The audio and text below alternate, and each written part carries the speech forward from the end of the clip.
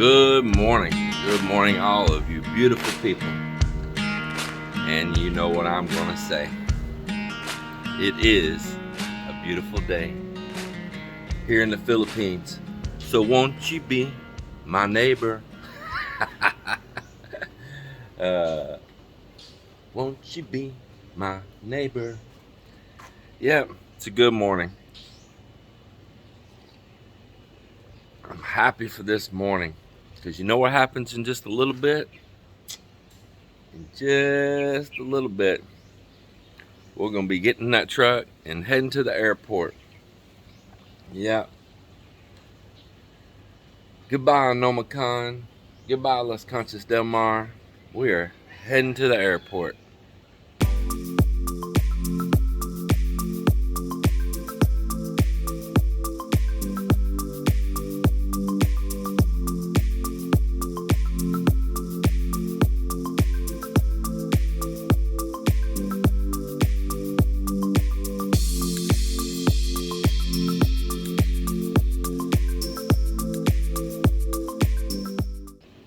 Haha, made you really think during that little intro video right there, didn't I? Well, we're heading to the airport to pick up our friends Paul and Anna. So, gotcha.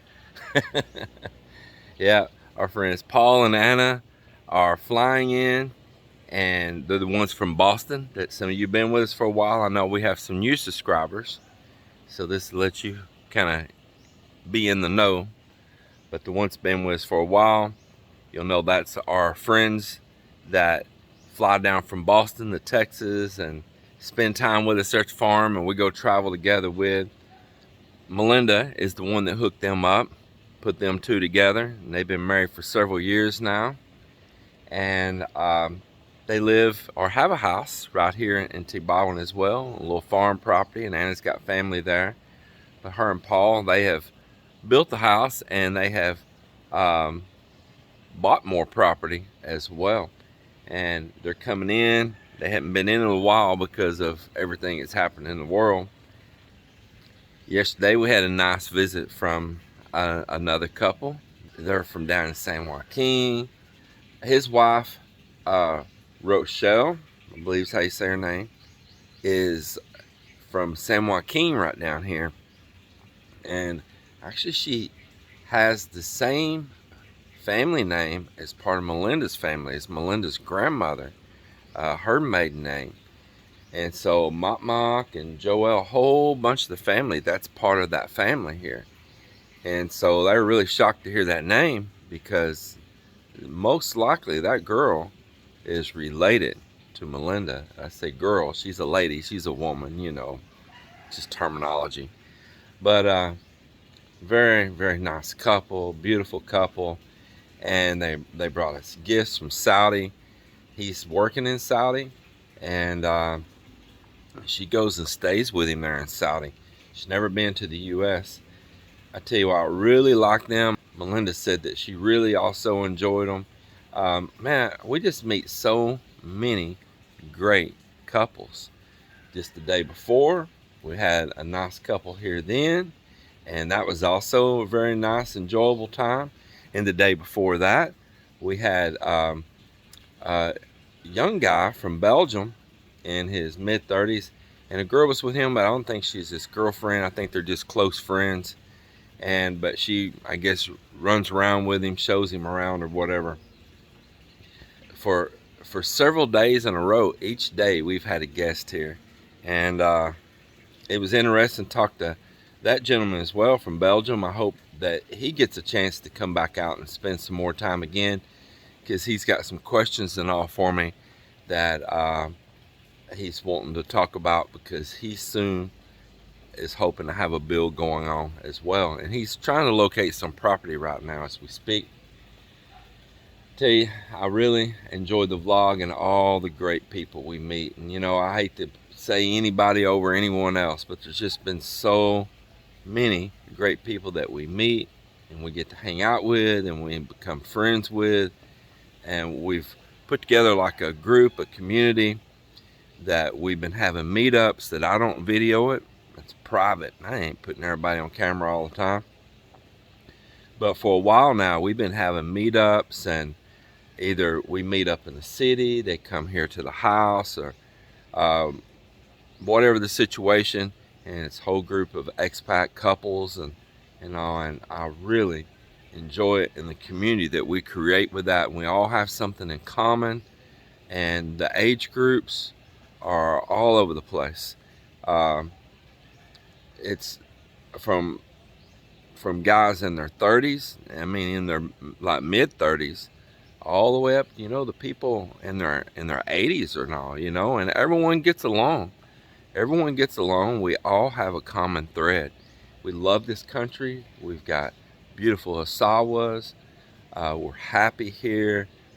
Every one of us has found our peace here, and we've all made the same pilgrimage, and I like that. I like that a lot. It's nice to have people with a common thread. It really is. And I hope that I just keep meeting more of you, and that the community grows and we all get along and just keep sharing good times and enjoy our little slice of the pie here in a very wonderful place. Sometimes complicated, but nonetheless very wonderful.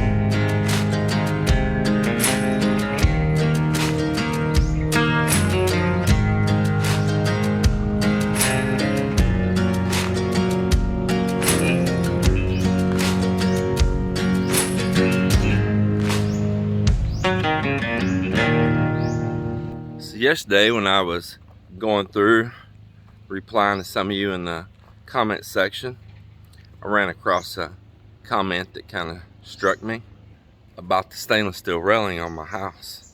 And they said, never seen stainless steel railing on a house before. Can't remember exactly verbatim how that it was wrote, but they'd never seen stainless steel on a residential house before. But hey, it is the Philippines, and they made a little laugh deal at the end, and that's cool.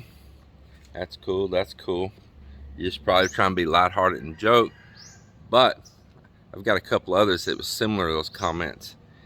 Well, first of all, I have to kind of look into that and think, well, if they've never seen stainless steel railing on a house before, they've probably never been to the Philippines, or if they've been to the Philippines, they must have not been through areas with a lot of beach property, because it's very common.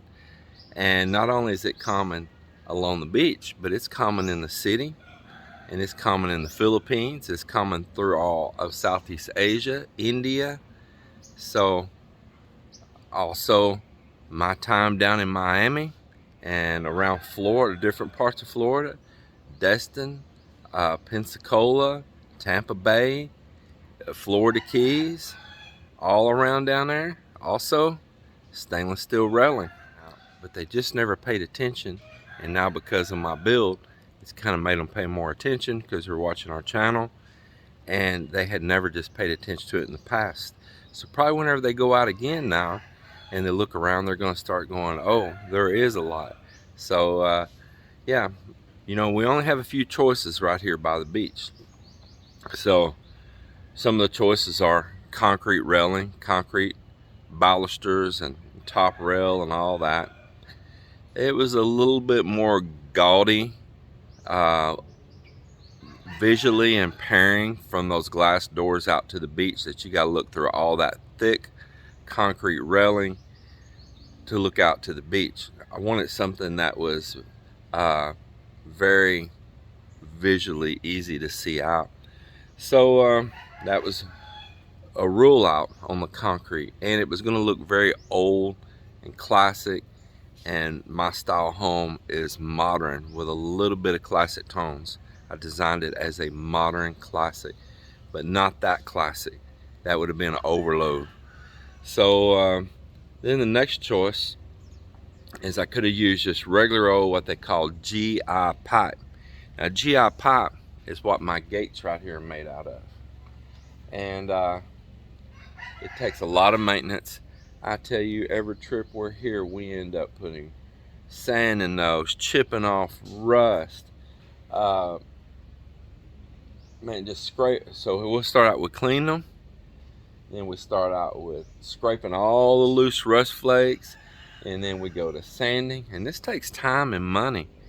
Then we buy 2-part epoxy paint with a hardener. And that stuff's not cheap. And you've got to work it just a little bit of time because it'll set up and harden on you. And we go through and we paint all this. And it doesn't last no time. The salt still gets it anyway.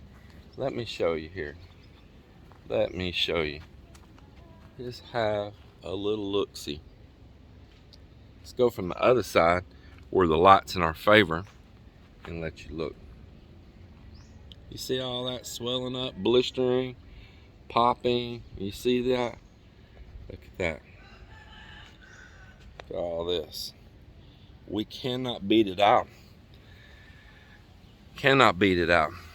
So GI pipe, nah, it's not going to work either. The maintenance is never ending on it as well. Then we got wood.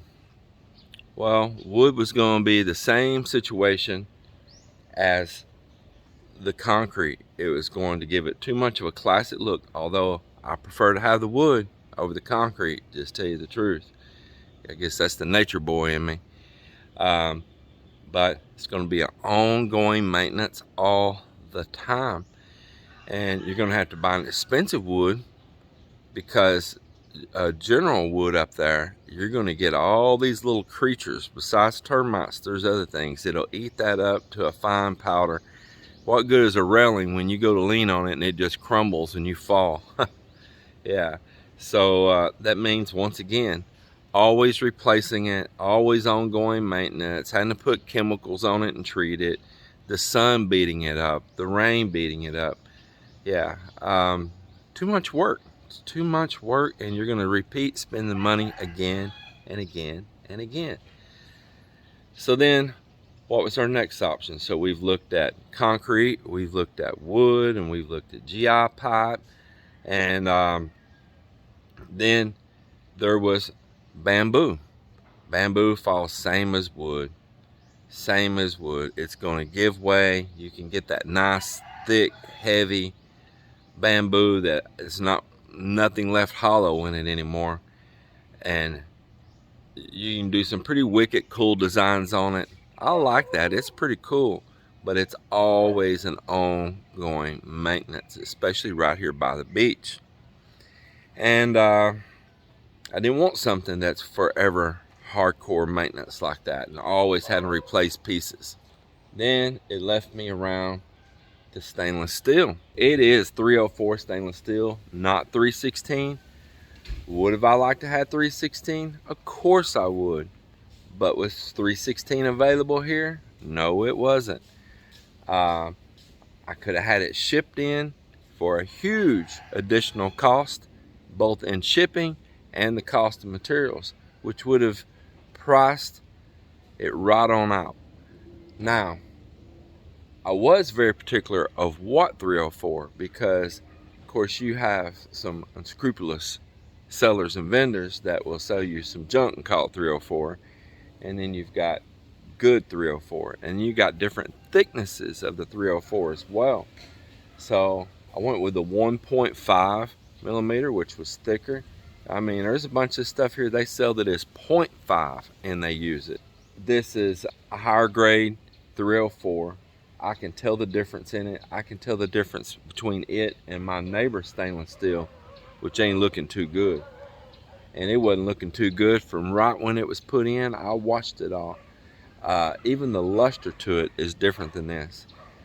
I can tell and feel and see that this is a really good grade stainless steel right here, and the people did me a wonderful job. It's tough when you're right up by the salt. There's a price to pay.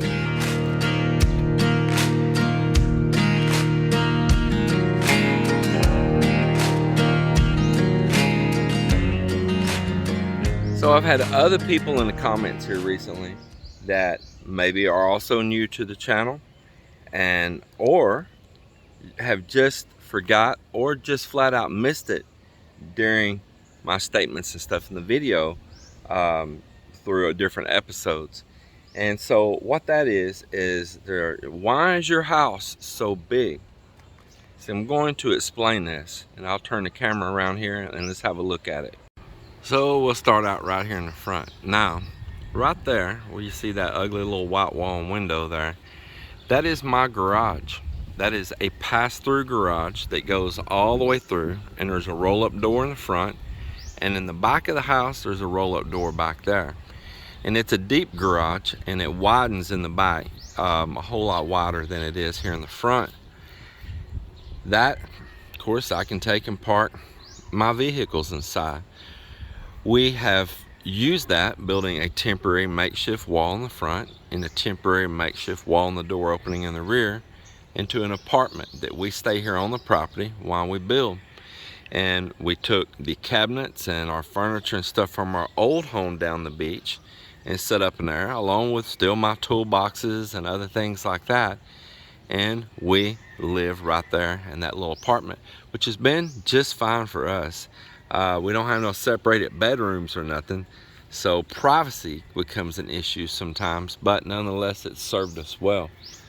So all of that from the front to the back and moving over underneath part of the house back underneath over here is a garage. Okay, now we're gonna focus on up to the second floor.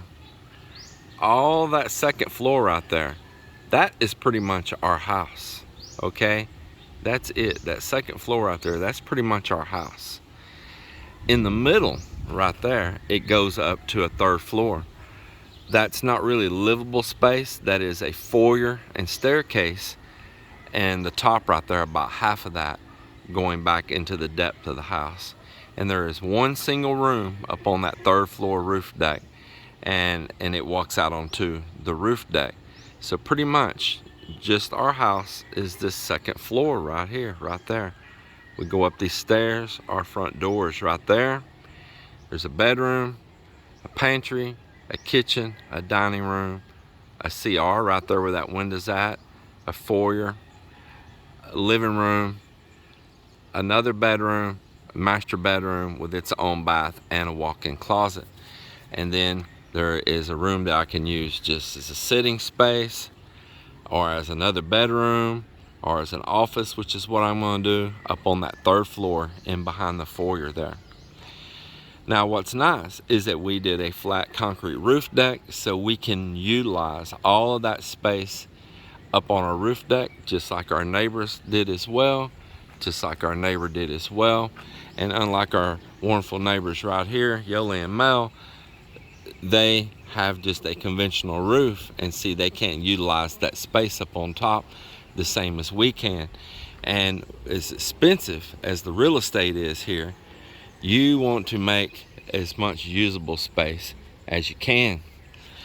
So we were able to pour a flat concrete roof deck with drains in it and still be able to utilize the square footage, square meters, whatever you want to call it, on top of our house.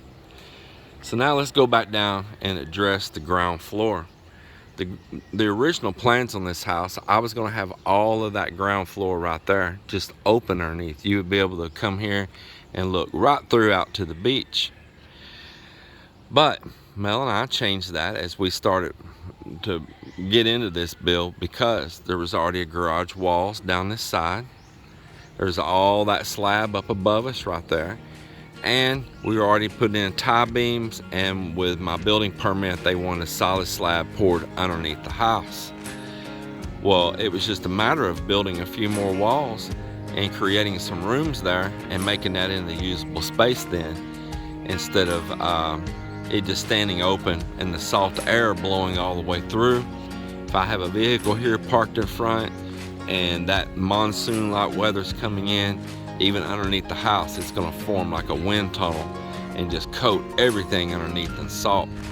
So we built it in, and we made 3 Airbnb guest rooms. A lot of you know this, but some of you don't know, you're new, or you've just forgotten. So if you really narrowed it down, our house is not that big inside. But when you add the fact of the garage, the flat roof decks with the parapet wall that comes up around like a solid railing, and the Airbnb rooms underneath, yeah, it's a pretty good size structure.